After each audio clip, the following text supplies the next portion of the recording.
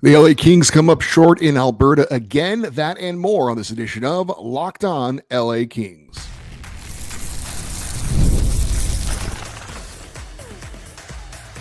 You are Locked On Kings, your daily podcast on the Los Angeles Kings, part of the Locked On Podcast Network, your team every day. Hey, Kings fans, welcome to Locked On LA Kings, part of the Locked On Podcast Network, your team every day. Thanks for making Locked On LA Kings your first listen every day. We are free and available wherever you get your podcasts and on YouTube. I'm Eddie Garcia, your host of Locked On LA Kings. I've worked in sports media for the past 30 years, also co-host of the Puck Podcast, a weekly NHL review show that's been putting out content for the past 18 years, and a passionate LA Kings fan for over 30 years. Enjoy the seasons with a big return on FanDuel. New customers can place a $5 bet, and you'll get started with $250 in bonus bets if you win or lose your first $5. Visit FanDuel.com to get started. Well, the LA Kings played Game 3 of their 5-game road trip. They were in Edmonton to take on the Oilers in Game 41 of the NHL season, as the Kings have now reached the halfway mark of this 82-game regular season schedule. Kings were coming off a hard-fought 2-1 win against the Flames in Calgary on Saturday. As for the lineup for the LA Kings in this one, we would see the return of defenseman Joel Edmonton, who missed a couple of games after taking that scary fall against the Tampa Bay Lightning last Saturday. He's back in the lineup after missing 2 games. But as for the forward lines, very familiar group of forwards. Andrei Kopitar centering the top line with Adrian Kempe and Alex Turcotte. Quentin Byfield centering the second line with Trevor Moore and Warren Foegele.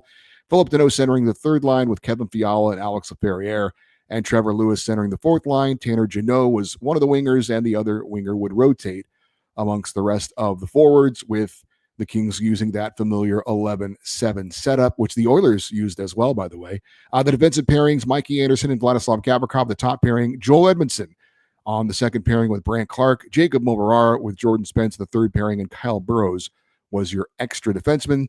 Darcy Kemper got the start in net, and he was backed up by David Rittich. As for the big question in this one going in for me, would the Kings put 3 good periods together that they didn't do in Calgary? They got off to a good start, but didn't finish strong because it was going to likely take 3 solid periods to beat the Edmonton Oilers. As for the game summary in this one, just like in Calgary against the Flames, the Kings did come out strong, took the play to the Oilers, and played a great defensive game right from the start against stars Connor McDavid and Leon Draisaitl. But kind of like the first period in Calgary, where the Kings had a 1-0 lead and you felt they should have had more. Same thing in this one, no score in the opening period, but it felt like the Kings were the better team and maybe should have had a 1-0 lead. Kings did not take advantage of a power play opportunity, nor did the Edmonton Oilers. So in the second period, Alex Laferriere, the Kings, would take a retaliation penalty against Connor McDavid of the Oilers. But thankfully for Laferriere, one of the other Oilers took exception to the Edmonton captain being roughed up a bit and grabbed Laferriere around the head. So matching minors were called, and that meant the two sides would skate 4-on-4. But with that open ice, the extra space, the Oilers wisely put out their 2 stars together, McDavid and Draisaitl, Leon Draisaitl, and they would take advantage of that extra ice. Kings defenseman Joel Edmondson would find himself in the Oilers zone with the puck in a very unfamiliar position. So he sent the puck in around the boards, went behind the net, and ended up coming out the other side. Edmonton star Leon Draisaitl then shot down the ice, and he won a race for the puck with Trevor Moore, headed into the Kings zone, went around the back of the net, Moore then fell down, not helping things, and then Draisaitl fed the puck out in front to defenseman Darnell Nurse. He put a shot on goal. Darcy Kemper made the save, but it went right to the side of the net to Connor McDavid, who put it into basically an empty net, and the Oilers would grab a 1-0 lead. And that's where we'd be after 2. In the third period, the Kings tried to apply pressure, tried to get the equalizer, but they could not get the puck past Oilers goalie Stuart Skinner, and Edmonton would hold on for a 1-0 victory. As for the game stats in this one, pretty even. Shots on goal were exactly even at 30 apiece. For the power plays, nothing going on for either team. Kings were 0 for 1. Oilers were 0 for 2. So that was an advantage for the Kings. If the power play special team situations were even against the Oilers, you felt like that was probably a win. Faceoffs slightly favored LA 32-30. Hits favored the Oilers 15-8. Only 8 hits for the Kings. Block shots pretty even. but Edmonton had 16 to the LA Kings 14. So what was good from a team standpoint for the LA Kings? Well, again, a great start. Also great team defense throughout. To hold a powerful Oilers team to one goal on home ice is something that not a lot of NHL teams can do. It's only happened 3 times this season to the Oilers, and 2 of them were in the first 3 games of the season where they're still kind of trying to figure things out when the offenses are ahead of the defenses. The Kings' penalty kill was strong. They killed off both Oilers' power plays pretty easily, which is a good thing because obviously the Kings changed their structure and their philosophy with their penalty kill, specifically with the Edmonton Oilers in mind, and it looked good against that very good Edmonton power play. What was not so good for the Kings from a team standpoint? Well, the obvious, hard to win when you don't score a goal. And it's not going in the net right now for the Kings. 30 shots on goal is certainly not bad. Not a lot of them, though, came in high danger areas. A lot of things from distance, a lot of things from the outside. Kings need to do a better job when they find themselves in close games or when they find themselves in an offensive kind of dry spell. Do the basics, do what they've done a pretty good job on all season long, and that is get pucks on net and get bodies to the net. They didn't do a good enough job of that against the Oilers in this one. Our coach's quote from head coach Jim Hiller when commenting on the last 2 games, 2 hard-fought close losses against the Flames and now the Oilers, where the Kings have totaled only 1 goal. Jim Hiller said, quote, "I wouldn't call it frustrating when your team plays hard like we have, 3 road games like that, 3 and 4 nights travel playing hard. It's harder to play defense than offense. Sometimes you get offensively gifted players that make the game a little bit easier for themselves. We're playing hard. We're having lots of chances. Calgary game in tonight. Can't be frustrated with the guys for not scoring," end quote. Well, you can be frustrated, I guess, but I do agree with his overall point. And that brings us to my big takeaway from this game. And it may not be a popular take, but I don't care. Just like with the loss to Calgary, and even less, to be honest with you, I am not losing any sleep over this loss. Sure, I'm not thrilled the Kings have only 1 goal in their last 2 games. And yes, anytime we lose to the Edmonton Oilers because of what's happened in the playoffs recently, it stings a little bit more. But the Kings are right there, specifically when it comes to facing Edmonton. They just came up a little short against a really good team on the road that has, oh, by the way, 2 of the best players in the NHL. And I'm sorry, I'm not going to freak out over that loss. I'm not. And to be honest with you, I thought this game, and I think the way the Kings have played against the Oilers in their 2 meetings this season feels a bit different for me. If you ask me, I think if you ask the Oilers how they feel about playing the LA Kings after these 2 meetings, I think they would say the Kings are a very tough team to play against, and I think they respect how the Kings have played them so far this season. And I don't think the Oilers at this point would be looking forward to playing the Kings in the playoffs. Now, you may not agree with that. I'm judging by just on what I see this season with these 2 teams. I am fully aware what has happened over the past 3 years. And I know a lot of Kings fans wouldn't be very confident if the Kings do, in fact, match up against the Oilers again. But I think, again, what I've seen so far, this Kings team, I think, has probably the best chance of all the 3 Kings teams that have faced the Oilers so far of winning a playoff series. Now, I think the goaltending is a bit better. I think the defense is a bit better. I think the penalty kill is a bit better. And I don't think the Oilers are as strong as they've been over the past 3 seasons. Their depth is not as good as it's been. They have the 2 big horses, and I get that. And that's something that is a huge check mark in the factor of them when you're looking at this matchup. But, and again, I'm not saying anyone should be happy with the results of losing a close, hard-fought game. I'm just saying this game didn't discourage me from the Kings' chances against the Oilers if they, in fact, face them, which it seems like they probably will. And I'm not saying it's necessarily acceptable for us to lose a hard-fought game, but I am going to take it for what it is. Again, if you tell me, hey, these 2 teams are close, but the Oilers have the 2 big guns, and in the end, that'll give them the edge, I can't really argue with that. You know, in this game, Leon Draisaitl was the difference. He's probably the MVP of the league right now. And the Kings don't have a guy like that. And oh, by the way, Connor McDavid's pretty damn good too. In a key moment, those types of players can almost do something on their own to change the tide of a game in a series. And the Kings don't have one of those guys. And that's just the facts. And that's not going to change probably anytime soon. So again, I understand being discouraged. I'm not saying we should be popping champagne corks because we lost to a team 1-0. I'm just saying, I think what I've seen so far, Kings going head-to-head against the Oilers, I think the Kings have held their own, more than held their own. I think they're right there. And I'm feeling okay about a possible matchup with the Oilers. Maybe I'm crazy. If you disagree, I would certainly understand that, but I'm not freaking out about this loss to the Oilers. Up next, we'll look at some individual players in this latest game against Edmonton, and I'm going to call out head coach Jim Hiller for what I thought was a bad decision. That's next here on Locked On LA Kings, your team every day.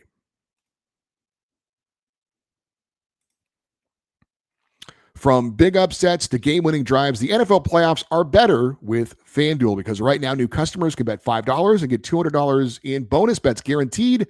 That's $200 in bonus bets, win or lose. The FanDuel app gives you everything you need to place live bets, same-game parlays, and so much more. The LA Rams are still alive in the NFL playoffs thanks to their big win over the Minnesota Vikings, and they will face the Eagles in the divisional round. Early line has the Rams as a 5.5-point underdog in Philadelphia. Of course, they were underdogs against the Vikings as well. Over-under in that Rams-Eagles matchup right now is 43.5. If you want to get in on the action on the local team that's still in the NFL playoffs, visit FanDuel.com and join today. You can get started with $200 in bonus bets. That is FanDuel.com. Make the playoff season unforgettable with FanDuel, the official sportsbook partner of the NFL.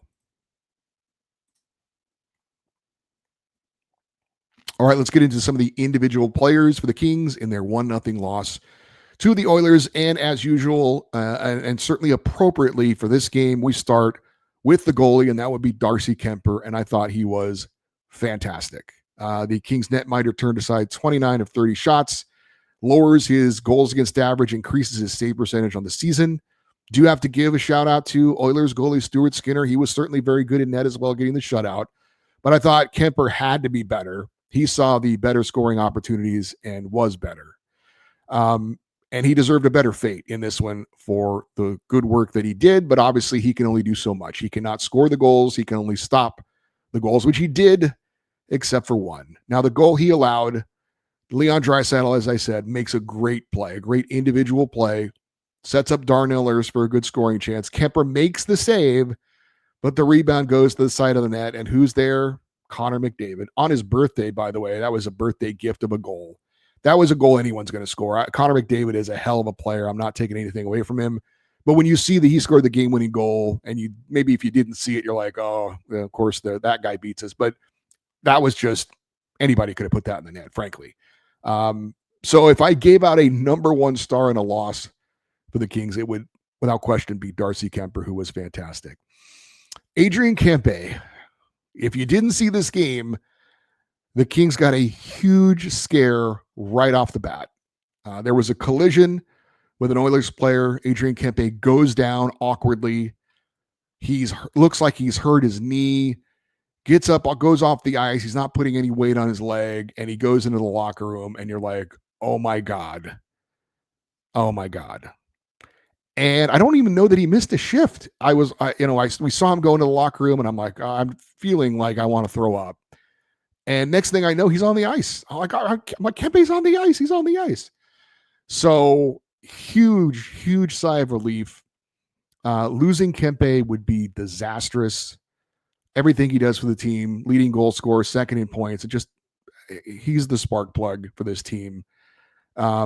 So I'm not going to go so far as to say I didn't really care about the rest of the game after seeing he was okay, but I'm just saying I was so relieved that he was okay, and he played the rest of the game and he looked completely fine.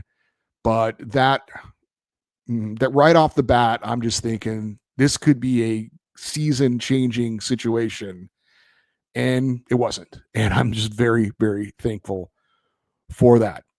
Quentin Byfield flying all over the ice in this one.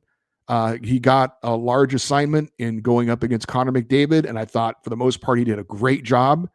Yeah, McDavid had the goal, but as I said, that was pretty much a gift for him. They were skating 4-on-4, and he was all alone.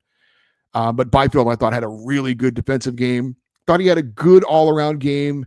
Obviously, we're still looking for some offense from him. If we can get that, then I think the way he's played lately defensively, if he can couple that with some offense, then we've got the player we've been looking for. And I think it's actually a little bit encouraging because the defensive side of the game is supposed to be the harder part to learn. And again, it's not a season-long sample size, but going up against the big guns in Tampa Bay, going up against the big guns for Winnipeg, and now against the Oilers and holding his own and then some. Very encouraging that he's embraced this kind of defensive shutdown center role that he's kind of been handed. And it's not, he's still skating well. He's still carrying the puck in the zone. Just need to be a little bit more aggressive with his shot. But I'm actually encouraged by what I'm seeing lately from Quentin Byfield. All right, Alex Laferriere. I mentioned it earlier. He took a penalty against Connor McDavid, and then one of the Oilers players, understandably, sees the captain being roughed up, the superstar. He goes after Laferriere. So they call Laferriere and the other player, I don't remember who it was, for Edmonton, matching minors, 4-on-4. All right, it's not the greatest situation because you don't want to give Draisaitl and McDavid a lot of space. It's better than being shorthanded. But Jim Hiller didn't play Alex Laferriere after that. And pretty clearly he was being punished for that penalty. After the game, Jim Hiller said, quote, "One really poor penalty by Laferriere. It was a really bad penalty, even though it got evened out. That was probably the moment of the game that I liked the least. Other than that, we played hard," end quote. He was then asked a follow-up question if he could share on Laferriere not playing in the third period. And he said, quote, "Nothing to share." I really like Jim Hiller. I think he's done a really good job this year. In this particular case, I totally disagree with the decision to bench Alex Laferriere over that. Laffy has not been a player that has taken a lot of bad penalties this year. And that one wasn't a great one, but I just think not playing him the rest of the game was a total overreaction on the part of Jim Hiller. It's a 1-goal game, and he's a player that can help you offensively. And if Laferriere took a bunch of bad penalties and Hiller finally decided enough is enough and I got to make an example out of him, take him out of a big game, okay, fine. I could understand that. But that's not the case. The penalty wasn't that egregious. And Laferriere's got 14 penalty minutes on the season. That's nothing. And just from memory, I don't recall him taking a ton of really bad penalties, selfish penalties, undisciplined penalties. They're just penalties that happen when you're playing hockey. So to me, it was an overreaction. I really don't get it. I didn't think that the crime fit the punishment. And again, Jim Hiller's made a lot of good moves this year. I completely disagree with benching Alex Laferriere for the rest of the game for what he did. Kevin Fiala found himself on the top line with Andrei Kopitar and Adrian Kempe in the third period. Obviously, Jim Hiller trying to get some offense, trying to spark Fiala as well. It didn't work, and they didn't seem to be any more effective offensively with that move, but I get doing it. I don't have an issue with that. But, look, Fiala and Trevor Moore have to get going at some point for the Kings to be able to compete. Obviously, the scoring right now is a little bit of an issue, but overall in the season, I've made my peace a little bit with Quentin Byfield as far as his offense, but Trevor Moore hasn't been there at all this season. I don't know what the issue is, and we mentioned Kevin Fiala a lot on the show. I think highly of Kevin. I think he's a very skilled guy. I know people are like, "Oh, put him on the fourth line," whatever. He has unique skills of being able to create his own shot that not a lot of guys on the Kings roster have. And that's why he continues to get the minutes he's getting. And he's a guy who can create offense. He's a guy who can be dynamic. So they need to keep playing him. They need to keep putting him out there. They need to keep putting him out there for the full 2 minutes of the power play to try and do something. So we'll see. I know it's a bit frustrating, but those two guys need to at some point find their scoring touch, hopefully late in the year, so they can be factors in playoff hockey. But right now, those two guys need to get it going.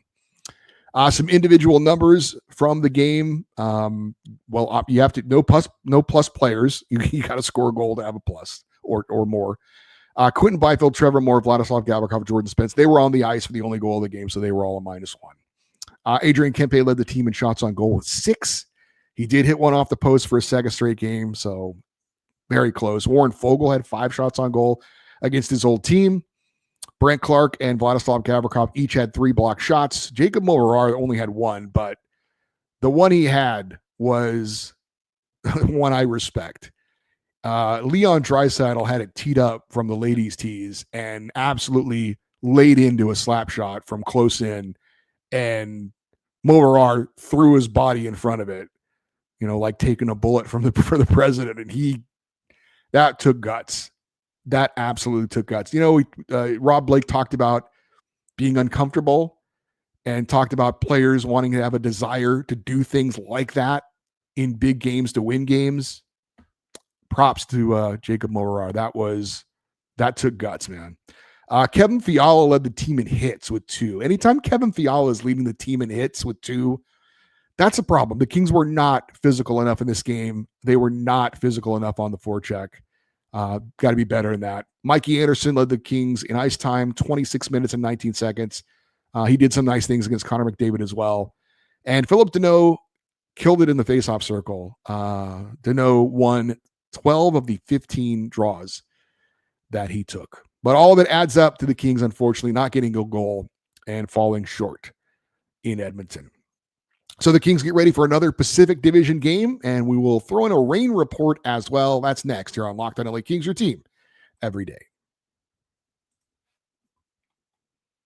Hey, did Rocket Money help you find any subscriptions you forgot about or you were paying twice for? That happened with me. I had a couple of subscriptions I didn't even realize I was still paying for, and Rocket Money made it easy to track them down. It's like having a personal assistant for your finances. Rocket Money also monitors your spending and helps you lower your bills so you can grow your savings. It brings everything together in one place, whether it's subscriptions or your spending habits or even goals you want to hit for the new year. Rocket Money has over 5 million users and has saved a total of $500 million in canceled subscriptions. Members save up to $740 per year with Rocket Money when you use all the functions, all the things they have in the app with their premium features. Go to rocketmoney.com/lockedon. That's rocketmoney.com/lockedon, rocketmoney.com/lockedon. All right, we didn't have time to do this on Monday because we were recapping that Flames game and then we were previewing the Oilers game. So I did want to give you a quick rain report, checking in on the Kings AHL affiliate. The Reign played a Friday game, and they were shut out by the Iowa Wild, the Minnesota Wild AHL affiliate. 5-0 was the final. Liam Ogren had 3 assists in the win for the Wild, and you're like, who the hell is Liam Ogren? Well, you may or may not know, that's the player that the Minnesota Wild selected with the first-round draft pick the Kings gave them, along with Brock Faber in the Kevin Fiala trade. So he's yet to make an impact at the NHL level, but we'll see. We'll keep that name going forward when we think about that trade. As for the Reign, Phoenix Copley allowed 3 goals on 15 shots and got pulled. Eric Portillo came in, allowed 2 goals on 11 shots in that 5-0 loss. But the Reign did bounce back on Sunday against the Iowa Wild, posting a 5-2 win.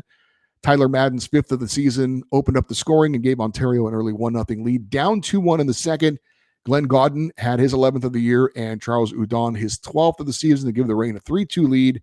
Then in the third, Gaudin added his 12th of the year, and Jack Studnicka put in his 8th of the season in the victory. Eric Portillo and Ned allowed 2 goals on 23 shots to get the win. Tonight, the Reign are in action north of the border. They're in Abbotsford, British Columbia, to take on the Abbotsford Canucks, obviously the Vancouver Canucks AHL affiliate. They're going to play them in back-to-back games on back-to-back nights, tonight and tomorrow. Reign will also be in action Saturday and Sunday at home.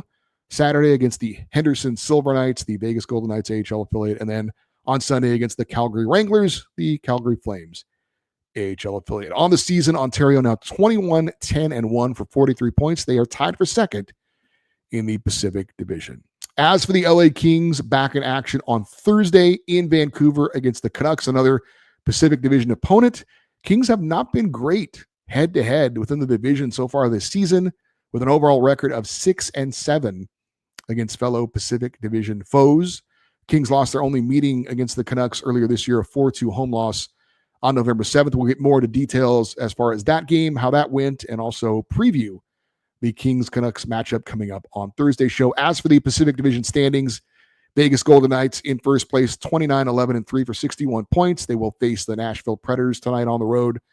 Edmonton is in second place, 27-13-3 for 57 points. They are now 4 points up on the LA Kings, who are 24-12-5 for 53 points. So that was a big win in the standings for the Edmonton Oilers. Calgary has moved into fourth place in the Pacific. They are 21-14-7 for 49 points. So they're 4 points back of the Kings. They're in Winnipeg to face the Jets tonight. And the next opponent for the Kings, the Vancouver Canucks, have dropped into the fifth spot in the division, 19-13-10 for 48 points. They're in St. Louis to face the Blues tonight. All right, for you everydayers, those of you that listen and watch Locked On LA Kings every day, Wednesday we're going to have a special mid-season Pacific Division roundtable show. Joining me will be the hosts of Locked On Golden Knights and Locked On Oilers as we talk about the top three teams in the Pacific Division so far this season. Thursday, as I mentioned, we're going to preview that Vancouver Kings game that night, plus a mid-season report card on the LA Kings. And on Friday, we'll recap the Kings-Canucks game as well as having another Kings fan feedback show. You want to get an email in for the feedback show? The email address is lockedoneddie@gmail.com, EDDIE. If you're watching on YouTube, always welcome your comments in the comment section. And we'd like you to stay interactive with the show on social media, X, Twitter, Instagram. We are at Locked On LA Kings. I'm Eddie Garcia. Thank you for listening and watching this episode of Locked On LA Kings, part of the Locked On Podcast Network, your team every day. Have a great rest of your day. We'll talk to you tomorrow. And as always, go Kings, go.